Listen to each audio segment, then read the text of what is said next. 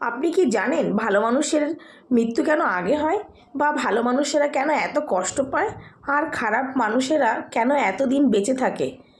ভগবদ্গীতায় ভগবান শ্রীকৃষ্ণ বলেছেন কেন ভালো মানুষের সবথেকে বেশি যন্ত্রণা ভোগ করছেন, আর ভালো মানুষেরা কেন আগে মৃত্যুবরণ করে।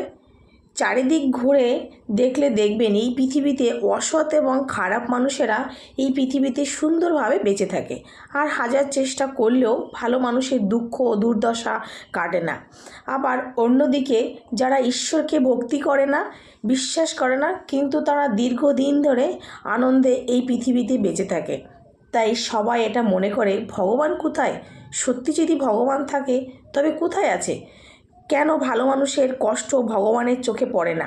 তবে শুনুন, বলা হয় পুরাণকালে এক মহান ঋষির দুই শিষ্য ছিলেন, যার মধ্যে একজন ছিলেন পরমেশ্বর ভক্ত। তিনি কিছু খাবার খেলে সব সময় ভগবানের নামে অর্পণ করে তবেই তিনি মুখে তুলতেন। স্নান করে ভগবানের আরাধনা না করে তিনি কোনো কাজই শুরু করতেন না। আর অন্যদিকে আরেকজন ছিলেন অন্যরকম, সব সময় কুচিন্তা নানান রকমের কাজে লিপ্ত থাকতো। সেই শিষ্য মদ্যপান এবং মিথ্যা কথা বলা ছিল তার স্বভাব। ঈশ্বরকে কখনো ভক্তি করতো না, সব সময় গুরুর কথায় অমান্য করত। একদিন সেই ভালো শিষ্য রাস্তা দিয়ে যাচ্ছিল, যখন বাড়ি ফিরছিল তখন পাথরের সঙ্গে ধাক্কা লেগে তার পা কেটে রক্ত বেরায়। অন্যদিকে অপর শিষ্য খারাপ সঙ্গ থেকে বাড়ি ফিরছিল, তখন সে একটি স্বর্ণমুদ্রা পায়।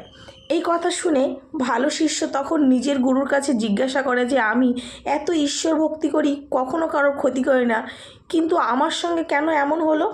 আর যে সারাদিন খারাপ কাজ করে তার কেন কোনো ক্ষতি হলো না?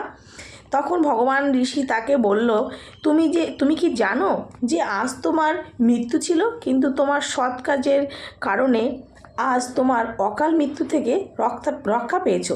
শুধু ঘটনারূপেই ঘটেছে। আর অপরদিকে যে ব্যক্তি স্বর্ণমুদ্রা পেয়েছে সে তার পূর্বজন্মের কর্মের ফলে আজ তার গুপ্তধন পাবার কথা ছিল, কিন্তু সে জায়গায় একটি স্বর্ণমুদ্রা পেয়েছে, সেটা নিয়েই তাকে সন্তুষ্ট থাকতে হলো। তাই শ্রীকৃষ্ণ বললেন, আমি প্রত্যেকের জন্য কিছু না কিছু ভালো রেখেছি, কিন্তু সবাই ভগবানের উপর বিশ্বাস করতে পারে না। তাই এমন কিছু করে বসে যে জীবনে দুঃখ দুর্দশা ডেকে আনে।